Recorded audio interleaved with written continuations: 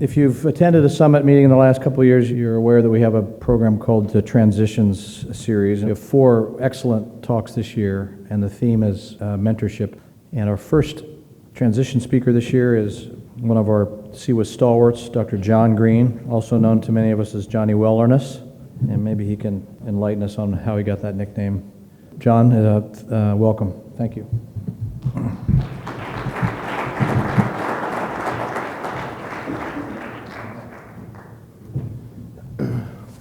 I hadn't planned to share that detail, Tom, but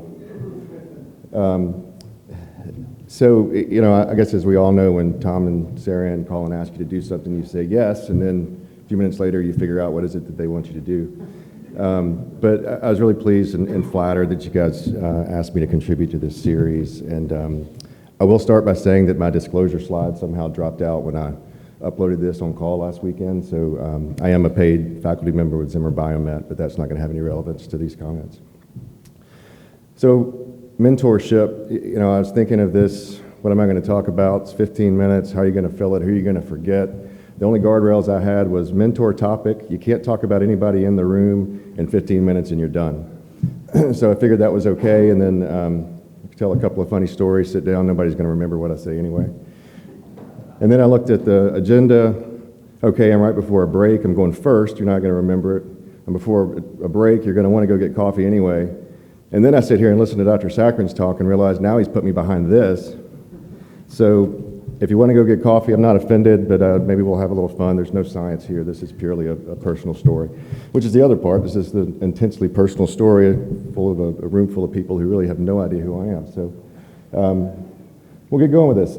I thought, it finally occurred to me what I wanted to talk about, and that was going to be, I was sitting in my office, literally on call, and I was looking around at the things that are on display, pictures of family and mentors and so forth, and I realized I had it, because those were really significant people and events in my life. And so I'm going to give you a tour of my office. I didn't even clean it up. So you're going to see what it really looks like if it works. So there's a few references to where I went to undergrad here, which is Wake Forest University. It's a beautiful place. It helped launch me into the world. Those 2 little monkeys on the right are my kids. They're now 18 and 15. They'll be appalled when they know that I put this picture in. I don't care. I like the picture. It's my talk. But the reason that I put this in here really was because I was really fortunate to have a professor there that a lot of you are familiar with, Dr. Maya Angelou. Larger than life human being. And this is one of her quotes. In order to be a mentor and an effective one must care. This woman cared, and part of the reason that we talk about our mentors so fondly is because they care about us. They care about more than just our academic professional development. They care about us as humans. They care about us, as your family members and so forth. And so this really meant a lot to me. I ask some of our residents, and I do this all the time, what is it about mentors that impress you as a young surgeon or as a learner? And one of the lines that stood out to me was, it's really powerful to see your mentors in action. And so we thought about that, and I tell them all the time that, when you're in trouble in the OR or somewhere else, you're going to hear the voices of the people that trained you and hear the voices of your mentors in your head, and that's going to help you find your way out. And it's fun, especially when you work with some people that trained in the same place and you speak the same language and you do the same impersonations and you say the same things, because we were all trained by the same people. So anyway, the caring theme is important, and this is a gift that was given to us by our program director when we graduated, and you don't have to read the whole thing, but the point is, at the bottom, this was a quote from 1927, and this is, "The secret of the care of the patient is caring for the patient." And that was given to us by my PD, and I'm going to use that to introduce him. And we're going to begin the tour if this video works.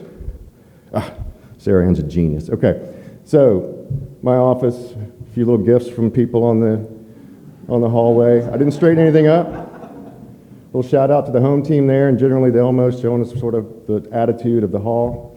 Go in, there's all the crap I teach ATLS and other courses with. Flying the flag proudly. That wasn't staged, this is just an average day of work. Going around my little filthy corner there, and comes to this faded picture because I'm getting old, and this guy. At least some of you are going to crack a smile at this because if you know him. So famous for his honesty and integrity and the care of his people and his residents and dedication to his craft. This is Dr. Joe Kofer. And while I was a resident, he was president of the APDS. He was chair of the RRC when the duty hours hit.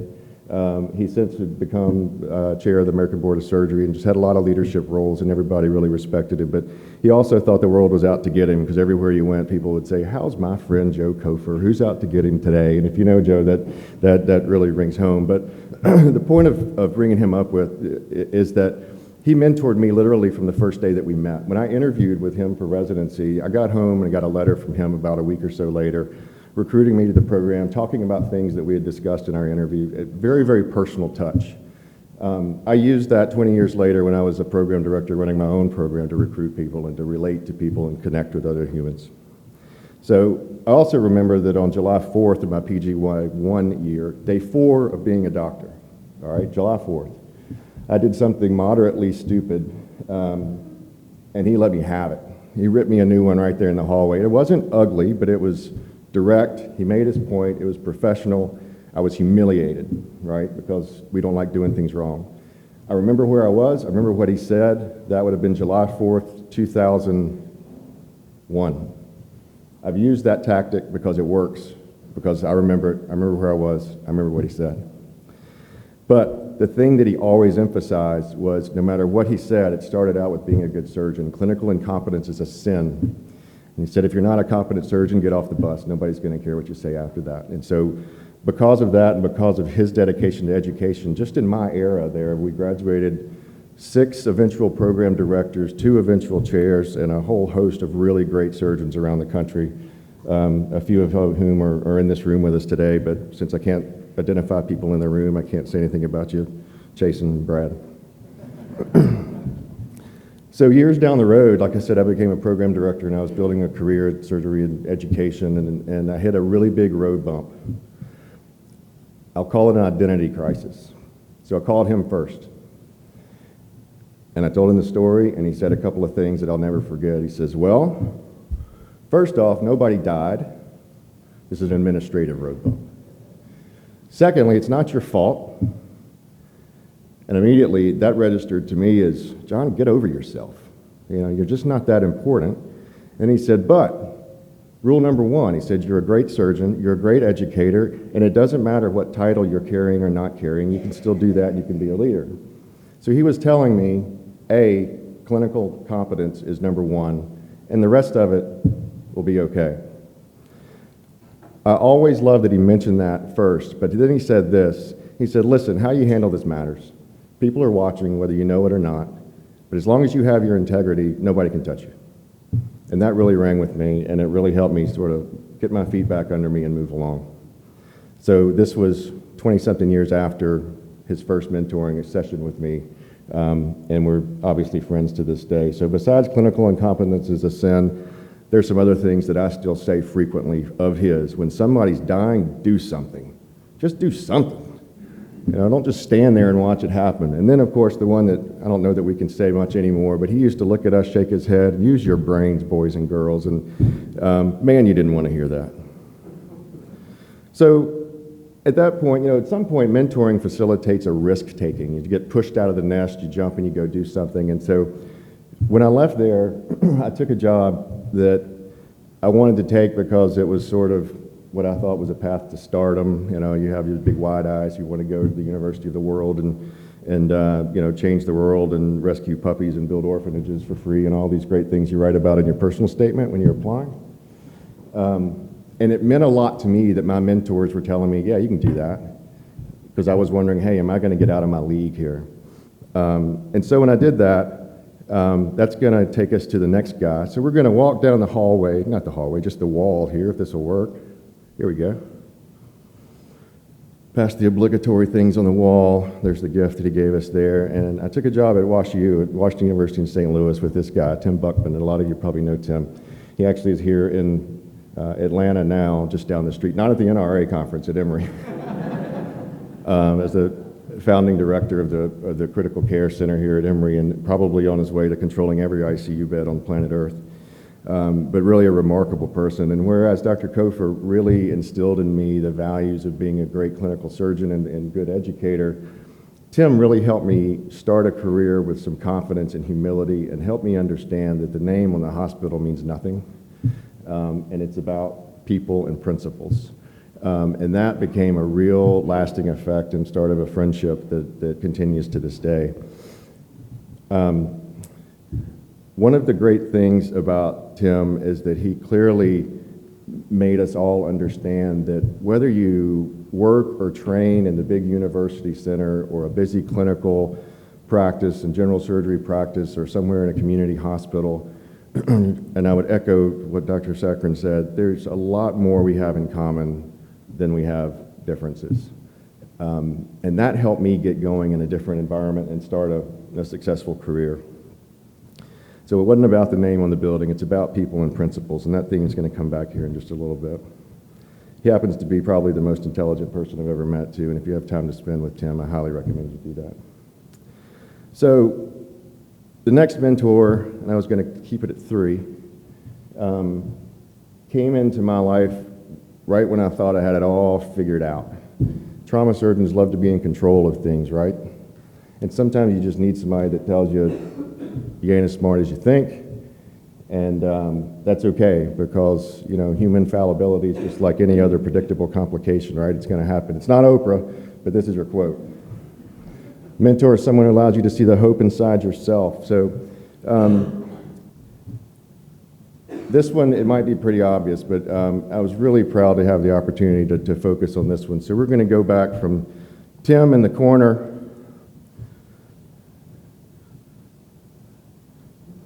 back across, a few Wake Forest things, a few little New Orleans things there, and probably saw that one coming. So the third mentor I have here just makes me a better human. It's easy for us to get overwhelmed in this all-encompassing job of ours. Also, as you can tell, I'm proud to call her my wife.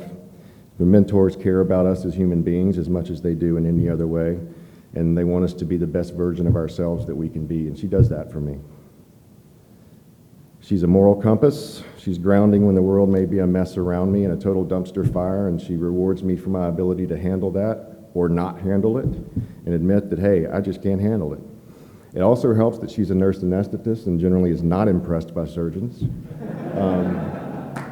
particularly their egos, their attitudes, and damn you if you're slow in the operating room, because I will hear all about it when she gets home. So everybody knows that's a special type and makes a good combination. But I said a minute ago I ran into an identity crisis, and that was a professional identity crisis because I really wrapped myself up in this role that I was doing, and we were moving along pretty well. I was really proud of where we were.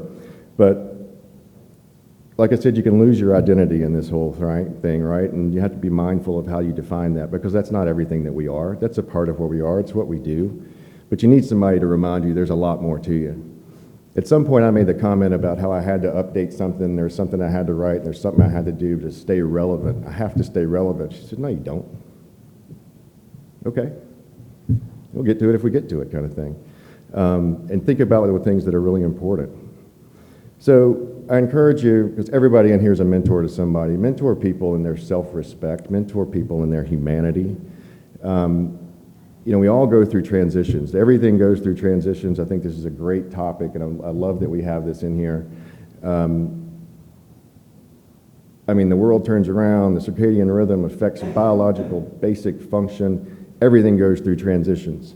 In different seasons of my life, just like all of you, someone has really stepped into it to help direct me in a way that I felt turned out to be really, really, really good. And they did it because they cared and they wanted to be a part of it. So I would say that, in our digital world, you read things that, human connections falling apart. We don't need mentoring as much. We can find everything we need with AI or online. I'm here to argue the exact opposite, that we thrive on human connection, and mentoring is more important than it ever has been. And I think the earliest one can learn that they're already a mentor, whether they know it or not, will really affect your behavior and help you invest in those around you. So back to Tim, when I was trying to decide what job to take out of training, my chairman actually said, all right, now, son, you're suffering from the paralysis of analysis. And you need to stop thinking with your cerebral cortex and start thinking with your celiac axis. Go with your gut. So I called Tim Buckman, and I sort of had this discussion with him about his job, and we had a great talk, and then he followed up with an email. He'd gone to a retirement party for a colleague, and he sort of said this at the end, and he said, you know, one day they're going to do for you what they just did for me. They're going to throw you a big party. We're going to have a great dinner. All of your former residents and fellows will come. Your partners will come. They'll talk about all your papers and all your accomplishments and all these things you did. And at the end of the night, all that vanishes. And all you've got is 4 things. So he said those 4 things that you had was right there: your family, your integrity, your friendships, and whatever satisfaction came from caring for patients or working in the lab, teaching at the bedside, what have you, that you were doing the best way you knew how. So when you're offered positions, pay attention to it. Listen to them when they talk about compensation, responsibilities, opportunities. But at the end, it's about people and principles. And I've never forgotten that, and it's never faltered.